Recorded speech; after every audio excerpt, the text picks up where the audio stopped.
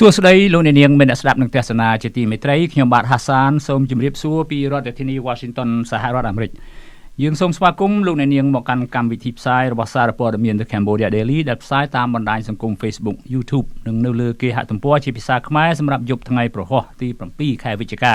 ត្រូវជាថ្ងៃ10កើតខែកដិកឆ្នាំកុរឯកស័កពុទ្ធសករាជ2563គ្រិស្តសករាជ2019ជាបឋមសូមជូនមេតិការព័ត៌មានប្រចាំថ្ងៃ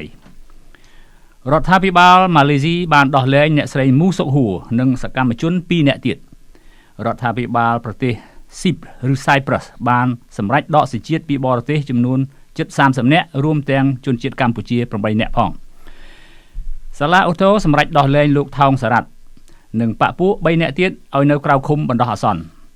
លោកហ៊ុនសែនប្រកាសថាកម្ពុជានឹងជួបវិបត្តិខ្វះអគ្គិសនីប្រើប្រាស់ជាថ្មីទៀត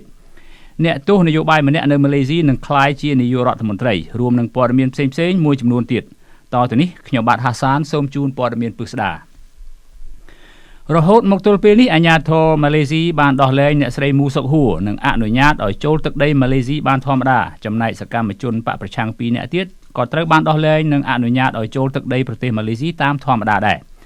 កាលពីប្រមាណម៉ោងមុនកន្លងទៅនេះរដ្ឋាភិបាលប្រទេសម៉ាឡេស៊ីបានអះអាងថាខ្លួនកំពុងពិភាក្សារកប្រទេសផ្សេងឬប្រទេសទី3ក្នុងការបញ្ជូនអនុប្រធានគណៈបក្សសង្គ្រោះជាតិអ្នកស្រីមូសុកហួរចេញឲ្យផុតពីប្រទេសរបស់ខ្លួនការលើកឡើងនេះក្រោយពេលសមត្ថកិច្ចអន្តរប្រវេសន៍ម៉ាឡេស៊ីបានឃាត់ខ្លួនអនុប្រធានគណៈបក្សសង្គ្រោះជាតិរូបនេះកាលពីយប់ម្សិលមិញនៅព្រលានយន្តហោះកូឡាលំពួរទីភ្នាក់ងារព័ត៌មាន Reuters បានឲ្យដឹងនៅថ្ងៃនេះដោយស្រង់សម្ដីរបស់នាយករដ្ឋមន្ត្រីម៉ាឡេស៊ីលោកបណ្ឌិតម៉ាហាធីម៉ូហាម៉ាត់ដែលបានប្រាប់ក្រុមអ្នកយកព័ត៌មាននៅថ្ងៃនេះដែរថាម៉ាឡេស៊ីកំពុងស្វែងរកប្រទេសទី3ក្នុងការបញ្ជូនមេដឹកនាំគណៈបកប្រឆាំងអ្នកស្រីមូសុកហួរចេញពីប្រទេសរបស់ខ្លួនប្រពន្ធដដែលឲ្យដឹងទៀតថាលោកម៉ាហាធីបាននិយាយសម្ដៅដល់កិច្ចសហប្រតិបត្តិការនិងគោលការណ៍របស់អាស៊ានគឺមិនអាចជ្រៀតជ្រែកកិច្ចការផ្ទៃក្នុងរបស់ប្រទេសដទៃទៀតនោះឡើយដូច្នេះលោកមិនចង់ឲ្យថ្នាក់ដឹកនាំក្រុមបកប្រឆាំងប្រើប្រាស់ទឹកដីរបស់ម៉ាឡេស៊ីជាមូលដ្ឋានសម្រាប់ការតស៊ូឬប្រឆាំងប្រទេសដទៃទៀតនោះឡើយលោកថាម៉ាឡេស៊ីចង់បណ្ដេញអ្នកស្រីមូសុកហួរចេញភ្លាមៗតែម្ដងប៉ុន្តែរដ្ឋាភិបាលប្រទេសនេះកំពុងព្យាយាមស្វែងរកប្រទេសណាដែលអាចទទួលយកអ្នកស្រីបានជាមុនសិនអាជ្ញាធរអន្តរប្រវេសន៍ម៉ាឡេស៊ីបានឃាត់ខ្លួនអ្នកស្រីមូសុកហួរបន្ទាប់ពីរដ្ឋាភិបាលលោកហ៊ុនសែនបានស្វែងរកចាប់ខ្លួនអ្នកស្រីនិងមន្ត្រីជាន់ខ្ពស់គណៈបក្សសង្គ្រោះជាតិផ្សេងទៀតក្រោមហេតុផលថាថ្នាក់ដឹកនាំបកប្រឆាំងដែលនិរទេសខ្លួនកំពុងរៀបចំផែនការធ្វើរដ្ឋប្រហាររដ្ឋាភិបាលក្រោមផែនការនៃការវិលត្រឡប់ទៅស្រុកកំណើតវិញអ្នកស្រីមូសុកហួរត្រូវបានចាប់ខ្លួនក្រោយពេលអ្នកស្រីបានចេញដំណើរពីប្រទេសឥណ្ឌូនេស៊ីឆ្ពោះមកប្រទេសម៉ាឡេស៊ីក្នុងគោលបំណងជួបមន្ត្រីជាន់ខ្ពស់របស់ប្រទេសនេះនិងក្រុមសង្គមស៊ីវិលផងដើម្បីស្វែងរកការគាំទ្រដល់ដំណើរមាតុភូមិនិវត្តន៍របស់ថ្នាក់ដឹកនាំគណៈបក្សសង្គ្រោះជាតិចូលមកប្រទេសកម្ពុជានៅថ្ងៃទី9វិច្ឆិកាខាងមុខនេះរដ្ឋាភិបាលប្រទេស Cyprus ឬហៅថាប្រទេសស៊ីបអះអាងថាខ្លួនបានចាប់ផ្ដើមលុបចោលលិខិតឆ្លងដែននិងដកសញ្ជាតិ Cypriot ជនជាតិស៊ីបសម្រាប់ជនបរទេសចំនួន26នាក់ដែលពួកគេទទួលបានសញ្ជាតិ Cypriot ក្រោមកម្មវិធីវិនិយោគរាប់លានដុល្លារនៅក្នុងប្រទេសមួយនេះសារព័ត៌មាន The Guardian ដែលចេញផ្សាយកាលពីម្សិលមិញដោយស្រង់សម្ដីរដ្ឋមន្ត្រីក្រសួងមហាផ្ទៃនៃប្រទេស Cyprus លោកកុងស្តង់ទីន Petrides ថាគណៈរដ្ឋមន្ត្រីនៃប្រទេសនេះនឹងកំពុងដាក់ចេញនៅដំណើរការដកហូតសញ្ជាតិពីជនបរទេសសរុប6នាក់ចំនួន26នាក់ជនបរទេសទាំង26នាក់នឹងត្រូវបាត់បង់សញ្ជាតិ Cypriot ព្រោះមានជនដូចជាជនជាតិចិន5នាក់រុស្ស៊ី9នាក់កម្ពុជា8នាក់ម៉ាឡេស៊ី1នាក់អ៊ីរ៉ង់1នាក់និងកេនយ៉ា2នាក់ប៉ុន្តែមន្ត្រីរដ្ឋាភិបាលប្រទេសនេះមិនបានបញ្ជាក់ឈ្មោះពួកអ្នកទាំងនោះទេជាពិសេសជនជាតិកម្ពុជាទាំង8នាក់នោះឡើយការសម្រេចចាត់វិធានការលុបចោលលិខិតឆ្លងដែននិងដកសញ្ជាតិ Cypriot នេះធ្វើឡើងក្រោយពេលមានសេចក្តីរាយការណ៍នានាដោយបង្ហាញរឿងរ៉ាវអាស្រូវរបស់ខ្លួនថារដ្ឋាភិបាលប្រទេសនេះបានលក់សញ្ជាតិនិងលិខិតឆ្លងដែនឲ្យជនបរទេសសរុបជិត2000នាក់ឬស្មើនឹងជិត2000សញ្ជាតិក្នុងនោះក៏មានសាច់ញាតិនិងមន្ត្រីជាន់ខ្ពស់របស់លោកហ៊ុនសែនផងដែរក្នុងតម្លៃនៃការបោះទុនវិនិយោគនៅប្រទេសតំបន់អឺរ៉ុបមួយនេះជិត$3លានអាមេរិកសម្រាប់បុគ្គលម្នាក់ៗកាលពីថ្ងៃទី16ខែតុលាទីភ្នាក់ងារព័ត៌មាន Reuters បានចុះផ្សាយថាសាច់ញាតិនិងមន្ត្រីជាន់ខ្ពស់បកកាន់អំណាចមួយចំនួនដែលជិតស្និទ្ធនឹងលោកហ៊ុនសែនបានចំណាយលុយរាប់លានដុល្លារ សហរដ្ឋអាមេរិកដើម្បីទិញសញ្ជាតិរបស់ប្រទេស Cyprus ទាំងនោះរួមមានក្មួយស្រីបង្កើតលោកហ៊ុនសែនដែលជាកូនបង្កើតរបស់លោកហ៊ុនណេងបងបង្កើតរបស់លោកហ៊ុនសែនគឺអ្នកស្រីហ៊ុនគឹមលេងនិងស្វាមីរបស់អ្នកស្រីគឺលោកឧត្តមសេនីយ៍នាថសវឿនអគ្គស្នងការនគរបាលជាតិព្រមទាំងកូនស្រី2នាក់ទៀតពួកគេទាំង4រូបបានស្នើសុំសញ្ជាតិពីប្រទេស Cyprus កាលពីឆ្នាំ2016ហើយអ្នកស្រីហ៊ុនគឹមលេងក៏បានទទួលសញ្ជាតិប្រទេសនេះរួចហើយដែរកាលពីឆ្នាំ2016ទីភ្នាក់ងារព័ត៌មាន Reuters ឲ្យដឹងទៀតថាអ្នកជំនួញដ៏ល្បីល្បាញពាក់ព័ន្ធនឹងការរំលោភដីធ្លីរបស់ពលរដ្ឋខ្មែរនិងរំលោភដីឆ្នេរសមុទ្រផងនោះគឺអ្នកស្រីជឹងសុភីបហៅយេភូដែលមានជាមនុស្សជិតស្និទ្ធនឹងអ្នកស្រីប៊ុនរ៉ានីហ៊ុនសែនព្រមទាំងស្វាមីរបស់យេភូលោកឡៅមេងខិនដែលជាសមាជិកព្រឹទ្ធសភាពីគណៈបកប្រជាជនកម្ពុជារួមនឹងសមាជិកគ្រួសារ5នាក់ទៀតបានស្នើសុំសញ្ជាតិពីប្រទេស Cyprus ក្នុងឆ្នាំ2016និង2017ប៉ុន្តែមានតែយេភូម្នាក់ប៉ុណ្ណោះដែលទទួលបានសញ្ជាតិពីប្រទេស Cyprus កាលពីឆ្នាំ2017បន្ទាប់ពីវិនិយោគទុនលុយជាង$2 លានសហរដ្ឋអាមេរិកលើសណ្ឋាគារមួយឈ្មោះថា Radisson Blu នៅទីនោះក្រៅពីនេះឧបនាយករដ្ឋមន្ត្រីនិងជារដ្ឋមន្ត្រីក្រសួងសេដ្ឋកិច្ចនិងហិរញ្ញវត្ថុលោកអូនពាន់មនីរតន៍និងភរិយារបស់ខ្លួនអ្នកស្រីអ៊ឹមប៉ូលីកាក៏បានស្នើសុំសញ្ជាតិ Cypriot ក្នុងឆ្នាំ2017ហើយរដ្ឋាភិបាល Cyprus ក៏បានផ្ដល់សញ្ជាតិឲ្យអ្នកស្រីប៉ូលីការួចហើយក្នុងឆ្នាំនោះដដែលបាទលោកអ្នកនាងអាចស្វែងរកព័ត៌មានរបស់សារព័ត៌មាន The Cambodia Daily ជាភាសាខ្មែរដែលបានផ្សាយនៅលើ Facebook រួចមកហើយបានដោយចូលទៅកាន់គេហទំព័ររបស់យើងតាមអាសយដ្ឋាន khmer.cambodiadaily.com សម្រាប់ភាសាអង់គ្លេសតាមអាសយដ្ឋាន cambodiadaily.com ប្រសិនបើលោកអ្នកនាងមានបំណងជួយទ្រទ្រង់ដល់កម្មវិធីផ្សាយរបស់យើងលោកអ្នកនាងអាចចូលទៅកាន់អាសយដ្ឋាន khmer.cambodiadaily.com/donate សាលាអូតូបានសម្រេចដោះលែងអង្គការថោងសារ៉ាត់និងបកពួកចំនួន3នាក់ទៀតឲ្យនៅក្រៅឃុំជាបណ្ដោះអាសន្នលើកលែងតែឈ្មោះសៀងវាសនាដែលជាជនដៃដល់បន្តស្ថិតនៅជាប់ឃុំនៅឡើយអ្នកទាំង5នាក់នេះត្រូវបានតុលាការកាត់ទោសឲ្យជាប់ពន្ធនាគារអស់មួយជីវិតក្នុងសំណុំរឿងសម្លាប់អង្គការអឹងមេងជឺកាលពីចុងឆ្នាំ2014សេចក្តីប្រកាសព័ត៌មានរបស់អ្នកនាំពាក្យសាលាអូតូកាលពីថ្ងៃម្សិលមិញឲ្យដឹងថាជនជាប់ចោទដែលត្រូវដោះលែងឲ្យនៅក្រៅឃុំជាបណ្ដោះអាសន្នចំនួន4នាក់នោះមានអង្គការថោងសារ៉ាត់លោកហ៊ួយច័ន្ទថុលលោកមាសសម្បត្តិហៅទូចនិងឈ្មោះខុនចិត្រាប៉ុន្តែពួកគេត្រូវដាក់ឲ្យស្ថិតនៅក្រោមការត្រួតពិនិត្យរបស់តុលាការសេចក្តីប្រកាសព័ត៌មាននេះបញ្ជាក់ថាការសម្រេចដោះលែងឲ្យជនជាប់ចោទទាំង4នាក់នៅក្រៅឃុំដោយសារសំណុំរឿងនេះមានលក្ខណៈស្មុគស្មាញនិងពុំមានការចាំបាច់ណាមួយក្នុងការបន្តឃុំខ្លួនពួកគេនោះឡើយលើសពីនេះទៅទៀតក្នុងចំណោមជនជាប់ចោទទាំង4នាក់ក៏មានជនជាប់ចោទដែលមានសុខភាពទ្រុឌទ្រោមក៏បីមាន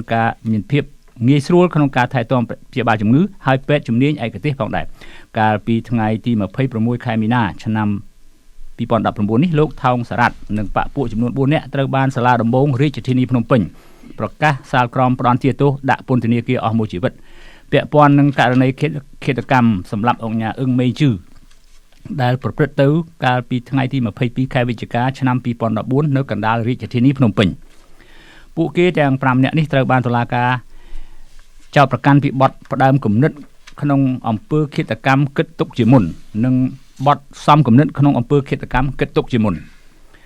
ទោះជាយ៉ាងណាក៏ដោយចុះក្នុងពេលជាប់ឃុំមានសេចក្តីរាយការណ៍ជាច្រើនថាលោកថោងសារ៉ាត់មានតែឈ្មោះជាប់ឃុំក្នុងពន្ធនាគារតែប៉ុណ្ណោះប៉ុន្តែធៀបពិតជនជាប់ចោទរូបនេះបានមកស្នាក់នៅក្នុងមន្ទីរពេទ្យច្រើនជាងនៅជាប់ឃុំក្នុងគុក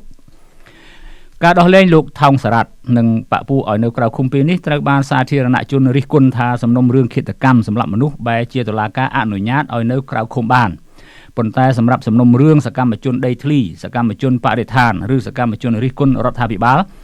ដូចជាករណីលោកគង់រាយាលោកសួងនៀកពាន់លោករតមនីនិងសំណុំរឿងអតីតបកប្រឆាំងផ្សេងទៀតដោយមិនមែនជាបទអក្រិតផងប៉ុន្តែតុលាការមិនអនុញ្ញាតឲ្យពួកគាត់នៅក្រៅឃុំជាដាច់ខាតទោះបីជាពួកគេខ្លះមានជំងឺធ្ងន់ធ្ងរនិងមានបញ្ហាប្រឈមក្នុងគ្រួសារយ៉ាងណាក៏ដោយការអនុវត្តច្បាប់របស់តុលាការបែបនេះត្រូវបានខាងអង្គការសង្គមស៊ីវិលចាត់ទុកថាជាការអនុវត្តច្បាប់ដែលមានស្តង់ដារ2ដដែលលោកនាយករដ្ឋមន្ត្រីហ៊ុនសែនបានប្រកាសថាចាប់ពីពេលនេះរហូតខែឧសភាកម្ពុជានឹងជួបវិបត្តិខ្វះភ្លើងអគ្គិសនីប្រើប្រាស់ជាថ្មីទៀតថ្លែងក្នុងពិធីប្រកាសការប្រើ ប្រាស់ផែនការអភិវឌ្ឍជាតិឆ្នាំ2019-2023នៅព្រឹកនេះលោកហ៊ុនសែនបានស្នើសុំដល់ពលរដ្ឋមានការយោគយល់ព្រោះថាចាប់ពីពេលនេះរហូតដល់ខែឧសភាឆ្នាំក្រោយកម្ពុជាប្រឈមនឹងបញ្ហាខ្វះអគ្គិសនីប្រើប្រាស់ដោយកាលពីខែប្រាំងឆ្នាំនេះលោកបញ្ជាក់ថាមូលហេតុកម្ពុជាត្រូវជួបវិបត្តិភ្លើងអគ្គិសនីព្រោះស្ថានភាពទឹកមិនមានគ្រប់គ្រាន់ដើម្បីផលិតថាមពលវារីអគ្គិសនីក្រៅពីសុំការយោគយល់ពីពលរដ្ឋលោកហ៊ុនសែនក៏ស្នើឲ្យម្ចាស់សន្តាគារមានការយោគយល់ដោយរដ្ឋនឹងត្រូវកាត់ផ្តាច់បណ្ដាញភ្លើងដែលពួកគាត់តភ្ជាប់ហើយពួកគេត្រូវប្រើម៉ាស៊ីនភ្លើងផ្ទាល់ខ្លួនសិនទម្រាំរដ្ឋមានថាមពលអគ្គិសនីផ្គត់ផ្គង់គ្រប់គ្រាន់ឡើងវិញលោកនាយករដ្ឋមន្ត្រីបានអះអាងថាកម្ពុជាមានលទ្ធភាពផ្គត់ផ្គង់ភ្លើងបាន1328មេហ្គាវ៉ាត់តែបច្ចុប្បន្ននេះកម្ពុជាអាចផលិតភ្លើងបានចន្លោះតែពី180មេហ្គាវ៉ាត់ដល់687មេហ្គាវ៉ាត់ប៉ុណ្ណោះដោយសារទឹកតិចពេកស្ថាបនិកអង្គការចលនាមេដាធម្មជាតិលោក Alejandro Davidson ធ្លាប់លើកឡើងថារដ្ឋាភិបាលលោកហ៊ុនសែនមិនអាចដោះស្រាយបញ្ហាខ្វះភ្លើងនិងខ្វះអគ្គិសនីប្រើប្រាស់សម្រាប់ពលរដ្ឋកម្ពុជាបានឡើយដរាបណារដ្ឋាភិបាលមួយនេះមិនព្រមទទួលយកមតិរិះគន់ឬយោបល់ពីភាគីពាក់ព័ន្ធពិសេសខាងអង្គការសង្គមស៊ីវិលអ្នកជំនាញនិងមន្ត្រីបកប្រឆាំងផងនោះនៅរដូវប្រាំងឆ្នាំនេះពលរដ្ឋកម្ពុជាទាំងនៅជនបទទាំងនៅទីក្រុងប្រឈមនឹងការខ្វះភ្លើងអគ្គិសនីប្រើប្រាស់ហើយតំបន់ខ្លះទៀតប្រឈមកង្វះទឹកប្រើប្រាស់ជាខ្លាំងទៀតផងបញ្ហាប្រឈមទាំងនេះត្រូវបានសាធារណជនរិះគន់ថាក្រោមការដឹកនាំដ៏វៃឆ្លាតរបស់លោកហ៊ុនសែនជាង30ឆ្នាំមកនេះនៅមិនទាន់មានដំណោះស្រាយបញ្ហាទឹកភ្លើងឲ្យបានត្រឹមត្រូវនៅឡើយទេប៉ុន្តែរដ្ឋាភិបាលវិញតែងតែអួតក្តែងអំពីករណីកំណើនសេដ្ឋកិច្ចរបស់ខ្លួនព្រមទាំងសមិទ្ធផលរបស់ពួកគេដោយប្រដូចសម័យនេះម្ដងហើយម្ដងទៀតទៅនឹងសម័យខ្មែរក្រហមបាទលោកនាងជាទីមេត្រីតទៅនេះសូមជូនព័ត៌មានអន្តរជាតិ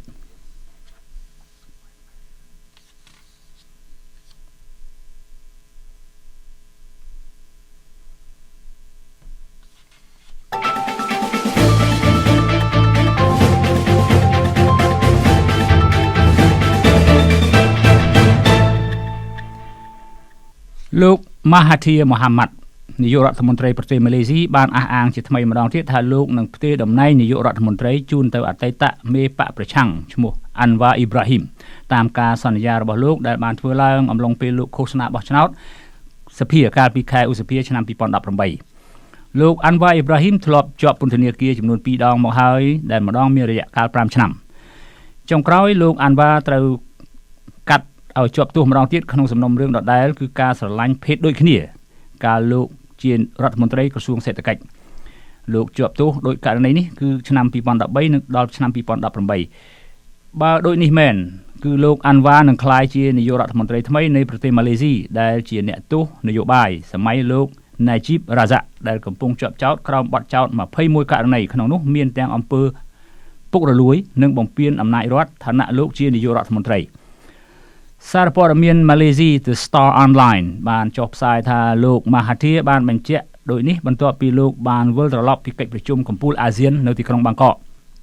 ហើយត្រូវបានអ្នកសារព័ត៌មានសួរលោកអំពីពាក្យលេចឮមកថាលោកចង់ផ្ទេរតំណែងរបស់លោកទៅឲ្យរដ្ឋមន្ត្រីក្រសួងហិរញ្ញវត្ថុគឺលោក Zamin Ali ដែលការនេះនាំឲ្យមានការចោទសួរអំពីការសន្យារបស់លោកអំឡុងយុទ្ធនាការបោះឆ្នោតដែលថាលោកនឹងផ្ទេរតំណែងឲ្យទៅលោកអាន់វ៉ាអ៊ីប្រាហ៊ីមនៅឆ្នាំ2020នេះលោកម៉ាហាធីបានបញ្ជាក់ទៀតថាទោះជាមានសំណើខ្លះៗពីសមាជិកសភាមួយចំនួនសូមឲ្យលោករក្សាតំណែងនេះរហូតដល់ការបោះឆ្នោតឆ្នាំ2023គឺលោកមិនអាចរំលោភកិច្ចសន្យារបស់លោកបានឡើយលោកថាលោកនឹងចុះចេញពីតំណែងនេះយ៉ាងពិតប្រាកដហើយផ្ទេរតំណែងរបស់លោកដោយសន្តិវិធីទៅលោកអាន់វ៉ាអ៊ីប្រាហ៊ីមតែលោកថាលោកនឹងផ្ទេរតំណែងនេះនៅពេលណាលោកត្រួសត្រាយផ្លូវសម្រាប់លោកអាន់វ៉ាអ៊ីប្រាហ៊ីមសពគ្រប់សិនលោកថាជាពិសេសលោកត្រូវប្រើអំណាចដើម្បីចាត់ចែងនិងរឹបអូសទ្រព្យសម្បត្តិរបស់មូលនិធិ 1MDB នៅប្រាក់ជិត$700 លានដែលបាត់ទៅដោយសារអំពើពុករលួយសម័យកាលរបស់លោកនាយករដ្ឋមន្ត្រី Najib Razak យកត្រឡប់ទៅមកវិញលោកម៉ាហាធីមូហាម៉ាត់ឆ្នាំនេះលោកមានអាយុ94ឆ្នាំអ្នកនយោបាយជើងចាស់នេះឡើងកាន់អំណាចបន្ទាប់ពីផ្ដួលនាយករដ្ឋមន្ត្រី Najib Razak នៅក្នុងការបោះឆ្នោតសភាខណៈលោកអាន់វ៉ានៅក្នុងពន្ធនាគារ ប៉ុន្តែជ័យជំនះរបស់លោកមហាធីកើតឡើងដោយសារលោកបានចាប់ដៃជាមួយនឹងគណៈបករបស់លោកអាន់វ៉ានៅក្នុងបទសម្ភាសន៍ជាមួយ The Star Online លោកមហាធីបានសន្យាថាលោកនឹងចង់កាន់តំណែង2ឆ្នាំកន្លះទៅ3ឆ្នាំហើយនឹងផ្ទេរតំណែងនេះឲ្យទៅលោកអាន់វ៉ាដែលជាអតីតអ្នកទោសនយោបាយនិងជាគូប្រជែងរបស់លោកណាជីបដែលកំពុងមានទោសជាប់នឹងខ្លួនលោកមហាធីធ្លាប់កាន់តំណែងជានាយករដ្ឋមន្ត្រីចំនួន20ឆ្នាំកន្លងមកហើយកាលពីទសវត្សរ៍90និង2000លោកឆក់ឱកាសចូលធ្វើនយោបាយឡើងវិញដោយបោះបង់បកចាស់របស់លោកចោលគឺបកអ៊ុំណូព្រោះតែបកនេះដែលស្ថិតនៅក្រោមការដឹកនាំរបស់លោកណាជីបធ្វើឲ្យមានរឿងអាស្រូវយ៉ាងខ្លាំងចំណែកឯលោកអាន់វ៉ាអ៊ីប្រាហ៊ីមបច្ចុប្បន្នមានអាយុ72ឆ្នាំត្រូវបានលោកមហាធីថ្វាយលិខិតទៅព្រះមហាក្សត្រសូមលើកលែងទោសដែលលោកមានទោសពីបទស្រឡាញ់មនុស្សប្រុសដូចគ្នាប៉ុន្តែករណីនេះគឺជារឿងនយោបាយព្រោះដោយសារតែលោកណាជីបខ្លាចប្រជាប្រិយភាពរបស់លោកអាន់វ៉ាអ៊ីប្រាហ៊ីមហើយក៏ផ្ដើមឲ្យមានការចោទប្រកាន់ជាថ្មីទៀតដើម្បីឲ្យមេបកប្រឆាំងនេះបាត់បង់សិទ្ធិធ្វើនយោបាយលោកអាន់វ៉ាអ៊ីប្រាហ៊ីមនឹងក្លាយជានាយករដ្ឋមន្ត្រីហើយលោកណាជីបពេលនេះកំពុងតែប្រែក្លាយខ្លួនទៅជាអ្នកទោសវិញម្ដងក្នុងសំណុំរឿងពុករលួយនេះនាំឲ្យលោកណាជីបអាចមានទោសរហូតដល់ទៅ35ឆ្នាំនេះបើយោងតាមច្បាប់នៃប្រទេសម៉ាឡេស៊ីលោកអាន់វ៉ាអ៊ីប្រាហ៊ីមបានថ្កោលទោសលោកណាជីបយ៉ាងខ្លាំងហើយបានទាមទារឲ្យតុលាការផ្តន្ទាទោសអតីតនាយករដ្ឋមន្ត្រីនេះយ៉ាងធ្ងន់ធ្ងរលោកអាន់វ៉ាអ៊ីប្រាហ៊ីមនឹងក្លាយជានាយករដ្ឋមន្ត្រីក្នុងអន្តរកាលដែលគូប្រកួតរបស់លោកគឺលោកណាជីបក្លាយជាអ្នកទោសវិញម្ដងលោកអាន់វ៉ាត្រូវបានគេពណ៌នាថាជាអ្នកទោសមនសិការហើយជាជើងឯកខ្លាំងជាងគេខាងប្រជាធិបតេយ្យនៅប្រទេសម៉ាឡេស៊ីបាទលោកអ្នកនាងកំពុងស្ដាប់នឹងទស្សនាកម្មវិធីផ្សាយរបស់សារព័ត៌មាន The Cambodia Daily ជាភាសាខ្មែរតាមបណ្ដាញសង្គម Facebook លោកអ្នកអាចស្វែងរកទំព័រ Facebook របស់យើងតាមអាស័យដ្ឋាន www.facebook.com/withoutfearorfavorkh សូមជម្រាបថានេះគឺជាការបើកទំព័រជីវិតទី2របស់សារព័ត៌មាន The Cambodia Daily នៅលើប្រព័ន្ធអ៊ីនធឺណិតដែលយើងនឹងនាំមកជូនលោកអ្នកនាងនៅព័ត៌មានទាន់ហេតុការណ៍សេចក្តីរាយការណ៍លម្អិតបទវិភាគនិងវេទិកាសួរដេញដោលនានាពាក់ព័ន្ធនឹងស្ថានភាពនយោបាយសេដ្ឋកិច្ចយោធាសិល្បៈវប្បធម៌ការអប់រំកីឡានិងសុខុមាលភាពនិងកម្មវិធីផ្សេងៗជាច្រើនទៀតសូមជម្រាបថាសារព័ត៌មាន The Cambodia Daily ជាសារព័ត៌មានឯករាជ្យដែលបម្រើនិងដើរតាមបន្ទាត់មាគ៌ាវិជ្ជាជីវៈសារព័ត៌មាននិយាយការពិតឥតភ័យខ្លាចឥតអនុគ្រោះក្នុងទិសដៅធ្វើវិភាគទានផ្ដាល់យុត្តិធម៌សង្គមមិនស្ថិតក្រោមឥទ្ធិពលបកក្រុមឬពួកណាមួយនោះឡើយបាទលោកអ្នកនាងជាទីមេត្រីនៅពេលនេះយើងបានមកដល់កម្មវិធី Idea Talk តាមការគ្រោងទុក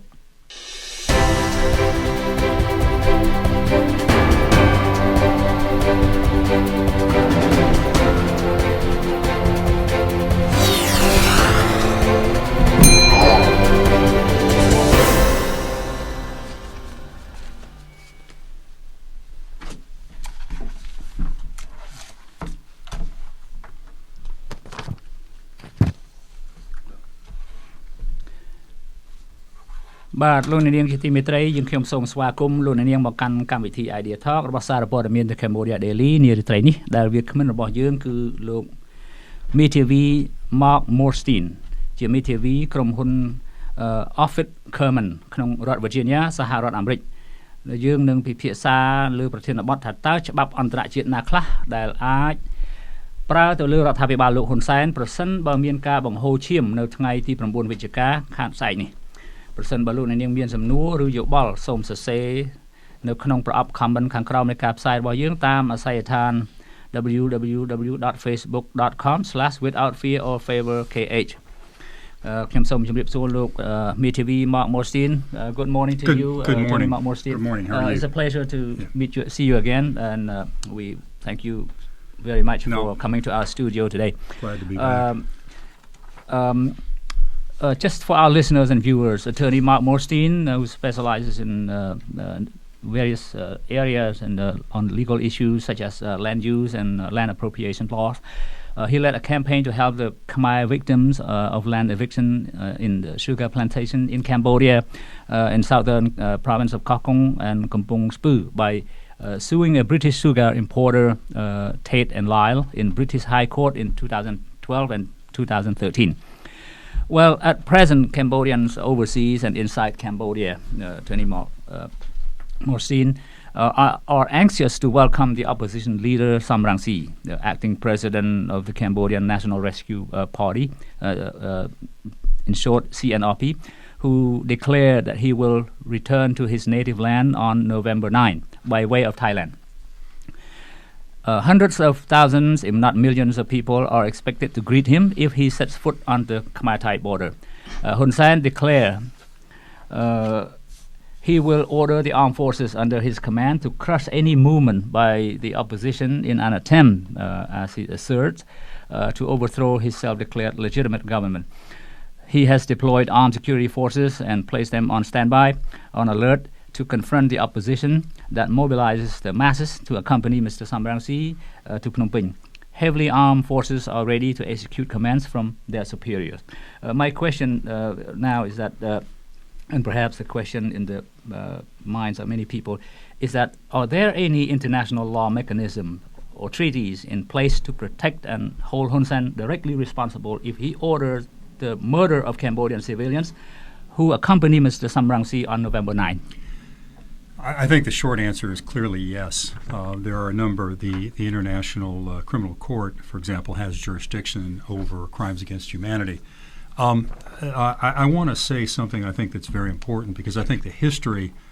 of Cambodia is essential here. The Paris Peace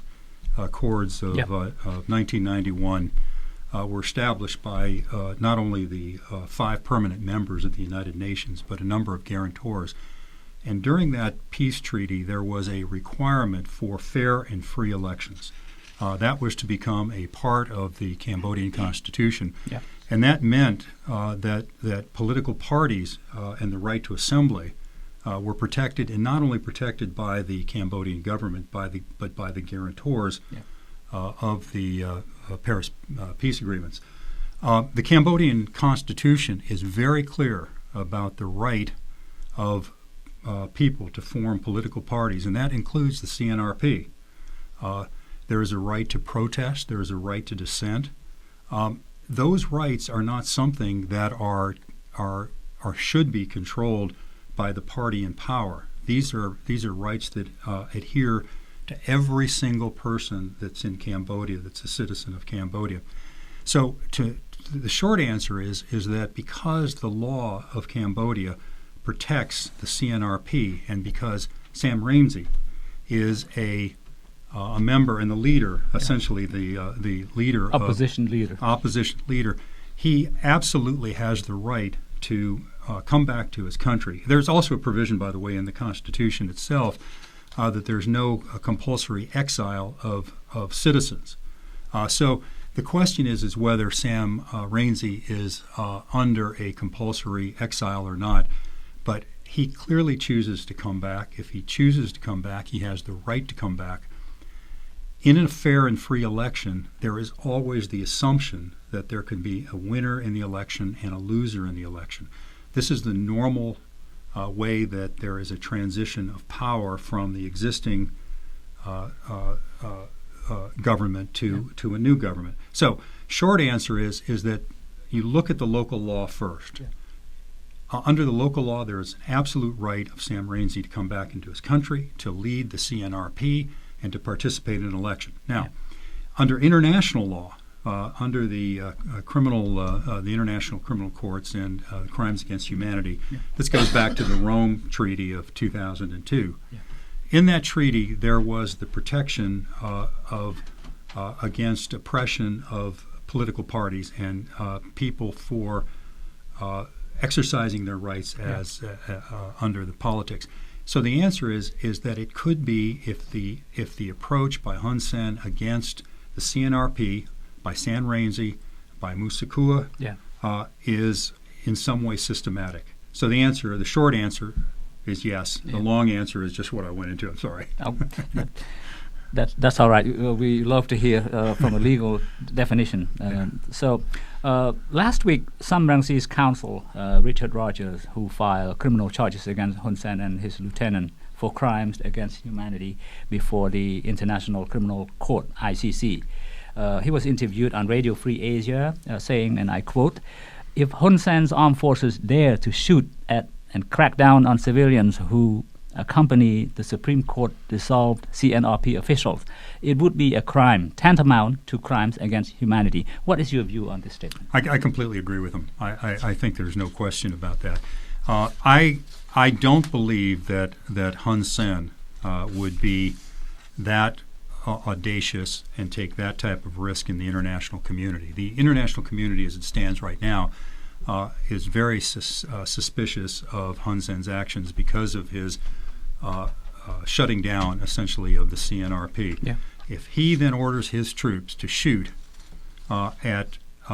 nonviolent protests of people who are exercising their rights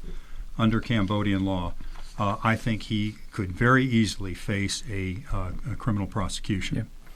You mentioned the word compulsion. From a legal definition, does Sam Rainsy have to prove he was under compulsion to leave the country, or to be in exile, or? Well, what the Constitution says is that there will not be any exile, that the government can't force anybody into exile. So the question is whether a party has voluntarily left the country and declared that they are in self-imposed exile, or whether they've been forced out by the government itself. If there is no crime that's committed, Right. Certainly Hun Sen can't force anybody into exile. So Sam Rainsy is Well, they use the court system right. to force them, to try to harass them and arrest them. I think this goes back to the prosecution of Kem Sokha, which I think anybody in the international community that was watching that particular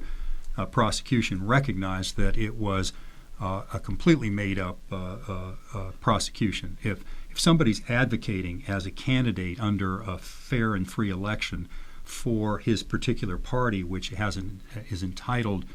to seek power, then certainly there's nothing that's illegal about that. So to say that that's tantamount to rebellion because they're simply choosing to peacefully change the leadership of the government is to deny democracy altogether. So the short answer again is that in terms of compulsion, if the government itself makes conditions for a situation where Sam Rainsy is in physical danger, Right. by being in the country and he leaves, that is tantamount to an exile, a compulsory exile, and that's illegal under constitutional requirements and also under international law. Yeah. So if we go back a little bit, the government somehow wants to dissolve the opposition party known as CNRP by going through this, government control parliamentary system, and they voted the CNRP out, taking all the seats the CNRP, the opposition party, gained in the previous election with 55 seats, and then threatened to arrest if any one of them is engaging in political activity. So all of them, at least 118 altogether from the CNRP top leadership and middle rank leadership have to flee the country. Mm-hmm. I don't know if that is considered compulsion, because they can't stay in Cambodia under that tense political atmosphere. I would completely agree. I mean, essentially, if the government takes the position that you can stay, but if you stay, you're going to end up in jail. Right. That doesn't sound like very, it sounds like essentially there's an invitation for somebody to leave or to be thrown into jail or to have some types of violence perpetrated against them. Right. Recently, and up to today, the government of Cambodia, Hun Sen government, has sent diplomatic cables to all the ASEAN member states to hand over, or repatriate, or what you call extradite any CNRP officials if they happen to be in any of those cities, ASEAN capital cities. And we have learned that Mu Sok Hu, vice president of the CNRP, was denied entry into Thailand sometime a few weeks ago, and now in Malaysia she was detained and tried to deport her to a third country, to somewhere, okay, after she flew in from Indonesia, Jakarta. Now, knowing that Mu Sok Hu, perhaps other people as well, have done nothing wrong legally against any countries, even their own native countries, Cambodia, besides voicing, restoring freedom, and human rights, respect, and democracy, and things like that. Now, for these ASEAN capital cities and authorities to detain a person who commits no wrong, no crime, does it look all right? I mean, from the international. Well, this is going to take a second to explain. Sure. Yeah, please. But years ago, there was the creation of Interpol. Yeah. The concept was that police organizations, essentially countries themselves, Right. would recognize it as an act of comity, comity, not Right. comedy, Right. something Yeah. of comedy, would recognize the laws of the particular sovereign state and Yeah. basically cooperate in extradition. The Constitution of Cambodia has a very specific provision that there will be no extradition of a party unless there's an extradition treaty. Yeah. If you remember, there were some issues with Russia in terms of asking for political prisoners, political opponents, Right. to be extradited back to Russia. Bill Browder is one notable Right. person. What's been recognized is that even in those particular provisions under Interpol, the requirements with regard to political oppression, those provide an exemption from any type of extradition. Yeah. Most countries will recognize that and, in fact, refuse to extradite a party who is simply being returned because of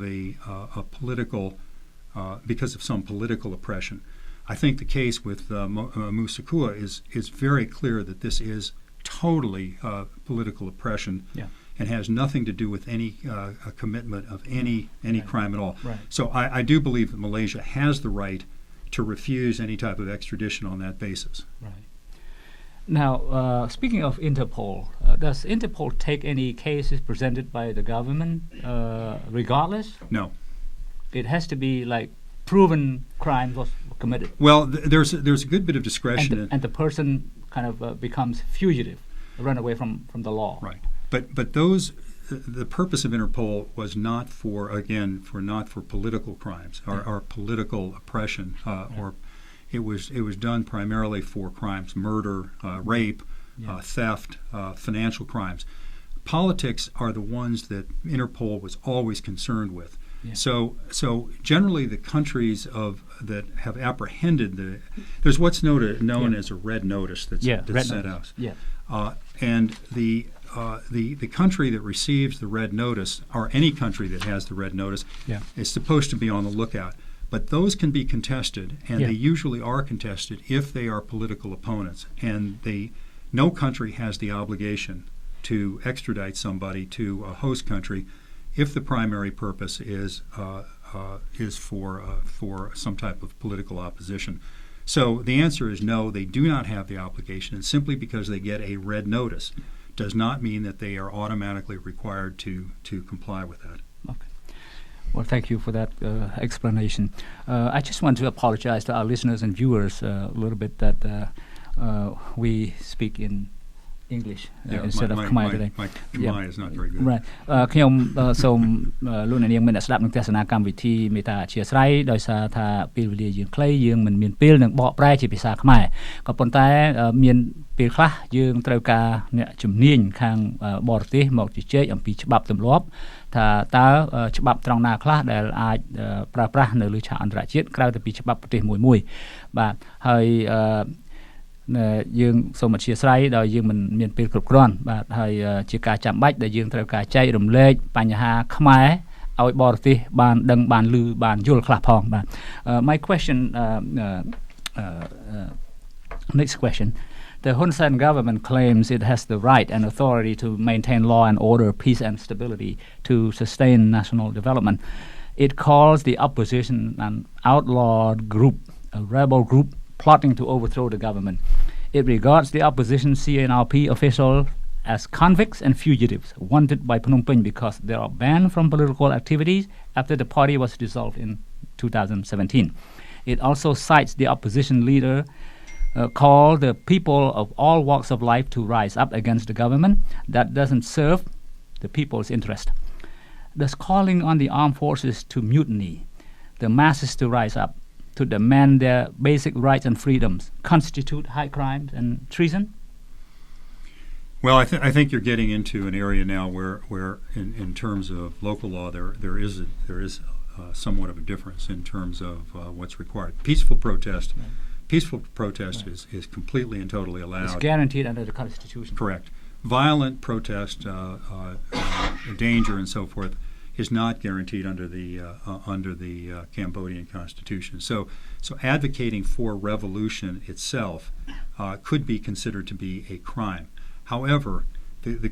could be considered to be a crime, but it isn't really the advocation of it. It's really the act of itself of committing it. It raises a number of questions because historically, the question is whether the institutions themselves inside Cambodia are capable of making a change, or whether there is some type of revolutionary requirement in terms of making changes inside Cambodia. And revolution doesn't necessarily have to be violent. Right. Revolution can be an election. Yeah. It can be a change of government is a very quick change. The only difference between evolution and revolution, theoretically, is the speed. Yeah. So the short answer again is that if in fact there is the request for a rising up, it is possible to argue that if there are events of violence, those could be addressed. But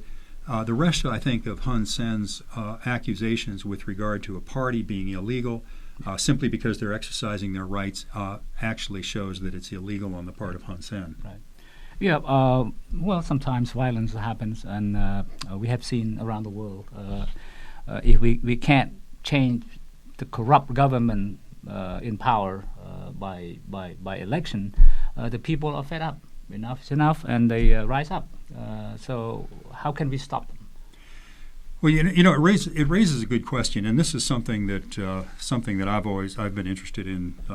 quite frankly, for a long time. Historically, it's the difference between evolution and revolution. Yeah. And historically, there are a number of quotes. There's Kennedy's quote about those who make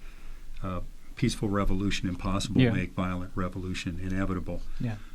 And I think the recognition is that if institutions are not permitted to work to make changes in a democratic fashion, there is a choice that people have to take. Yeah. And that choice is whether they have to use some type of violence in order to make that change, right. in order to restore democracy. But the question, it can become a very slippery slope in terms of where that violence goes and who advocates it and how it's done and so forth. And it is very dangerous on that. My own belief on this, and this is really more of a political belief, is that the institutions should be exhausted before people turn to revolution. Right. But it seems to me that embedded in the Declaration of Independence, the American Declaration of Independence, is the we did go to war. Yeah. Is the recognition that if governments are not responsive to the people, there is the right of the people to overthrow that government and to institute a new democratic power. So I would say, really under the circumstances,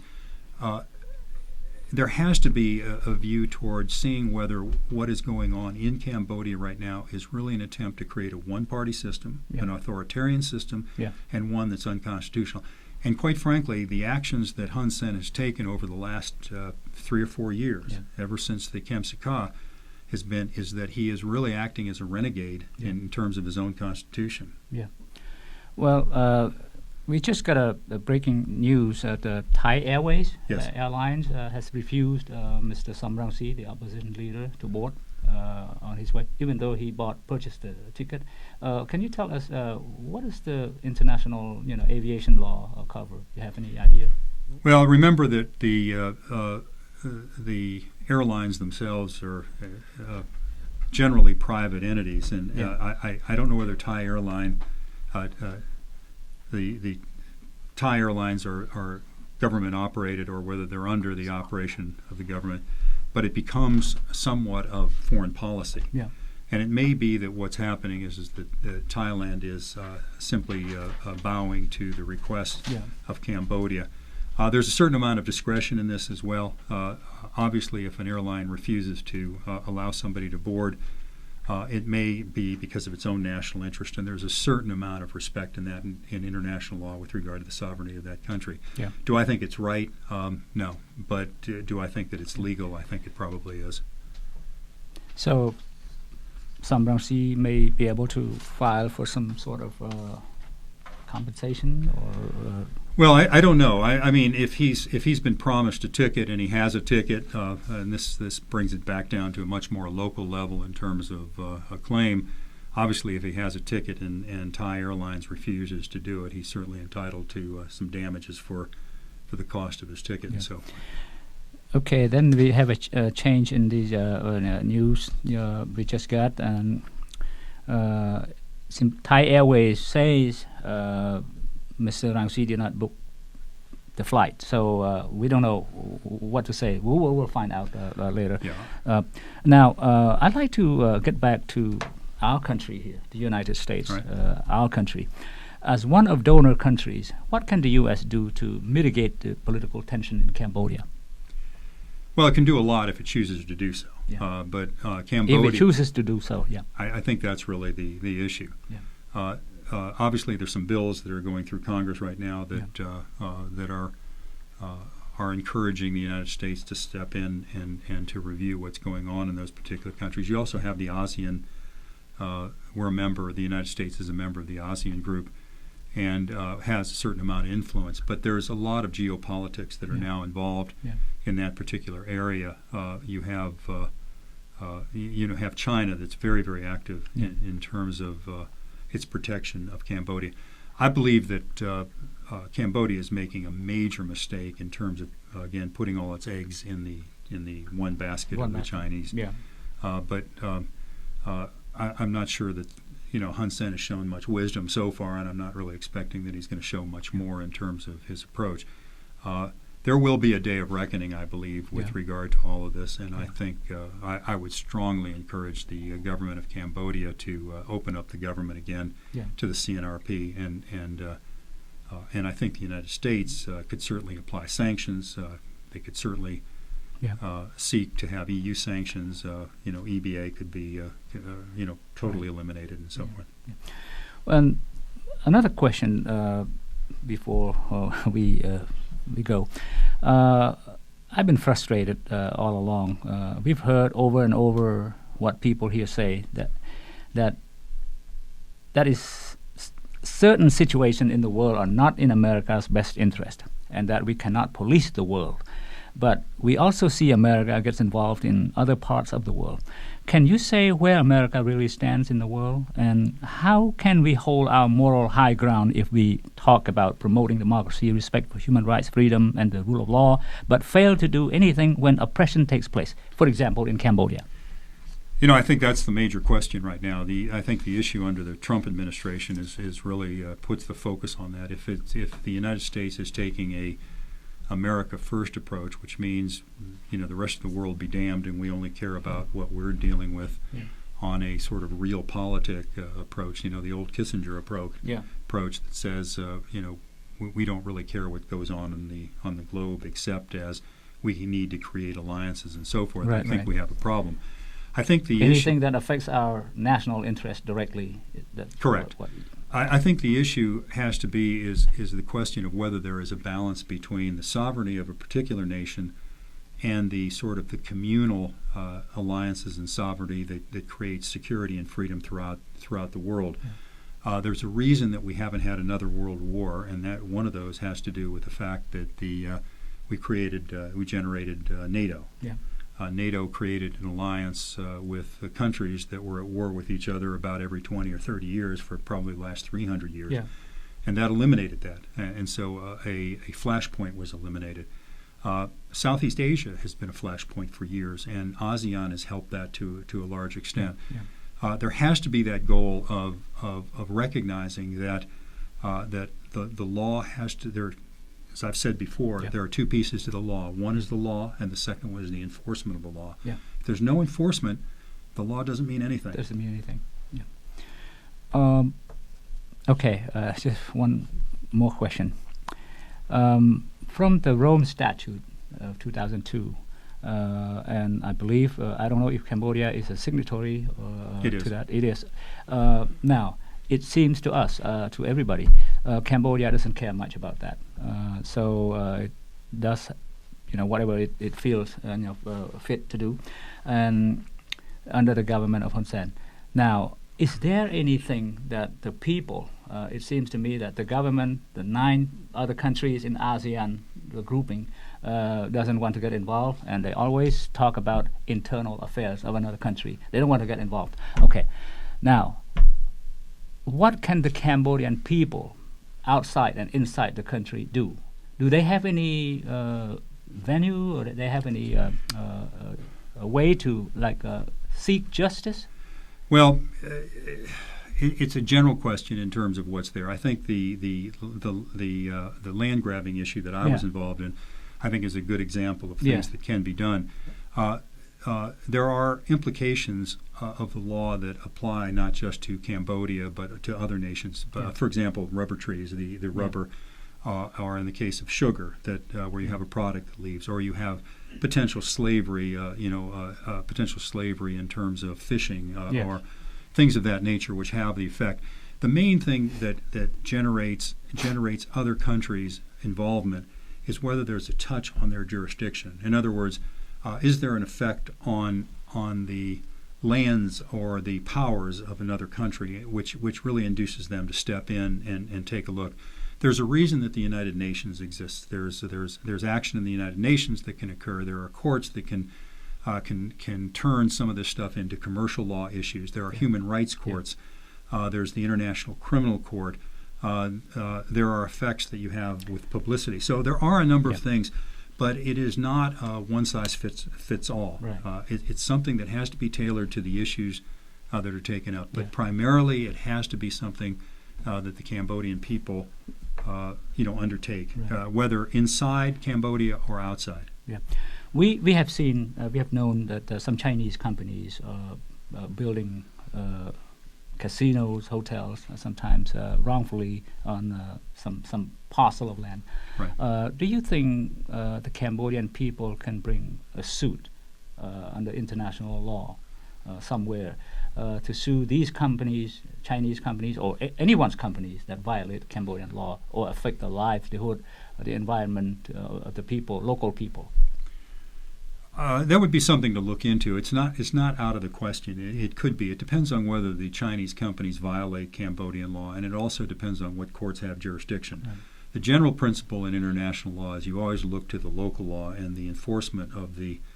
local law in the local courts. So the question would be, is there the ability in the local courts to handle something? For example, let's say there's, I use this as an example, let's say there's pollution as a result, and it's abusive in some way. Are there laws in Cambodia that would cover that? But let's use pollution again. Sometimes the pollution itself can spread to other countries. Right. It could spread to Vietnam. It could spread to Thailand. It could spread somewhere else. Yeah. Based on that, other countries might have the ability to raise those issues, and it's possible for our Cambodian citizens to actually ask for, and in some cases, generate jurisdiction in those standing, is what it's called, in those countries to bring an action for the pollution. China itself doesn't really have a free court system, so it's virtually impossible there. But those are the kinds of things that require the analysis of lawyers to make a determination of whether there is an issue. Yes, a case in point, we have a criminal charge filed in the ICC by Counsel Richard Rogers for land grabbing. So I don't know if another violation of the law in Cambodia, like, for example, environmental law, So again, land laws, land grabbing, of course, is one thing. But another thing is that they turn that land into some commercial, Right. interest. I wonder if there is a court somewhere. Yeah, well, there are some provisions under crimes against humanities. It's a new area of law that's developing now of economic crimes, and it could be held under that. The law is very dynamic. That's one thing I want to point out. The law changes depending on the political events, technical events, historical events, new laws that come out, and a lot of this is untested. So, is it possible that an economic crime could be generated? The answer is yes. But has it been done, as far as I know, on something like that? I do not believe it has yet, that I'm aware of anyway. Well, we have to find a question from one of our listeners and viewers. Okay. Yeah, but sorry if we couldn't get to him. Do we take Hun Sen regime to the International Court of Law without Hun Sen holding his own people hostage? Can that happen? That's a very good question, actually, because there's a requirement under the procedures of the International Court. The term is called complementarianism. Okay. What it means is that the local country has to first investigate and make an effort to resolve a particular issue. Yes. The catch-22, of course, is that it's usually the very government that's causing the problem that is expected to investigate itself, which doesn't happen very often. Right. So the question is can the people circumvent Hun Sen and go directly to the criminal court? The answer is yes. Okay. But there has to be a referral and there has to be a reference to it, and that either has to come from the government or another government in order to do that. Yes. It's one of the reasons, by the way, that there haven't been war crimes in Syria, because there are certain countries that can veto. They can veto the action if it's brought up as a referral, say through the United Nations, which also has the ability to refer it. So there has to be a country that does that, and so the people have to find a sponsor in order to do that. And obviously, Hun Sen is not going to be the sponsor of a criminal action against himself. Right. Sure. Okay. Can you briefly touch on the definition of tort law? Can any victims, for example, in Cambodia, suffered under the Hun Sen regime, file a complaint here if they manage to get out of the country? Well, tort law is basically a wrong against a person, like an injury. The easiest one to understand is if you have a car accident and you run into somebody else, you're sued for the wrong that occurs. Yeah. The general principle in international law, and it's lex locus delicti, which means simply it's the law of the place of the wrong, and the venue itself is generally preferred in those particular countries. So the question is, could somebody sue somebody for a harm that was done inside Cambodia by Hun Sen? The answer is generally not, but there has to be, again, an international component to that. Yeah. And if there is an international component, for example, if the action occurred to, let's say, an American citizen. Yeah. Now, I'm not quite sure of Musakua's nationality, but I believe she holds joint nationality. I think she's both. She's a U.S. citizen. She's also a U.S. citizen. If something happened to her, the United States would have the ability, and citizens in the United States, including Musakua, would have the right to bring an action in the United States. And there's also law in the United States that generally the courts don't like with regard to certain actions that have taken place with regard to other countries. But it's not widely used. The courts don't like it. But I think if something happens to Musakua, because she is an American citizen, I think you will see tremendous repercussion, not just in Cambodia, but also in the United States. I just remembered a couple of cases way back in the 80s, late 80s and early 90s probably, when victims from the Tiananmen Square in China, who arrived here in the U.S. and became permanent residents, and they filed a complaint against the Chinese premier for ordering, the massacre, and also the people from Zimbabwe. Right. And then when they filed a complaint, they take the case to court. The court ruled in favor of the victim. Right. And the court somehow connect or link to aid, telling the State Department to withhold some aid to that country. Right. Well, and use that fund for the right. victims. There's a principle in international law that's called standing. You have to have jurisdiction. Yeah. In other words, the court has to have jurisdiction, and there are provisions under American law that do grant complainants of other countries certain types of jurisdictions for crimes against humanity, for terrorism, for things of that nature. The second part is you have to have standing. Yeah. The person who is harmed has to have a stake in the outcome. In other words, they have to be the one that's injured. Yeah. So it's attenuated if somebody is very far removed from that. But again, you have to look at those particular cases, and that's where the creativity of the law, the creativity of the attorneys, the creativity of facts have to be analyzed to see if there is a case. Yes. And it has to be brought in the right courts. Well, Is it possible? The answer is yes. Okay. Thank you so much, Mark Morstein, attorney for Offutt and Kerman in Virginia. Thank you so much for coming here. Yeah. And as always, we appreciate your time and expertise and, Well, I'm glad. knowledge. Yes. Thank you. Okay. Appreciate that. Thank you very much. Sure. Hope Thank to you. see you again. Okay. លោកអ្នកនាងមានអ្នកស្ដាប់នឹងទស្សនាជាទីមេត្រីយើងខ្ញុំសូមអរគុណលោកអ្នកនាងដែលបានខិតខំតាមដានចំណាយពេលវេលាស្ដាប់នឹងទស្សនាកម្មវិធីផ្សាយរបស់យើងសារព័ត៌មាន Cambodia Daily តាមបណ្ដាញសង្គម Facebook ហើយយើងនឹងវិលមកជួបលោកអ្នកនាងនៅថ្ងៃស្អែកទៀតប្រសិនបើលោកអ្នកនាងមានសំណួរឬយោបល់សូមសរសេរទៅកាន់កម្មវិធីផ្សាយរបស់យើងតាមអាស័យដ្ឋាន www.facebook.com/withoutfearorfavorkh ក្នុងពេលនេះខ្ញុំសូមជូនពរលោកអ្នកនាងឲ្យបានប្រកបតែសេចក្តីសុខសេចក្តីចម្រើនគ្រប់ទិវារាត្រីសូមជម្រាបលា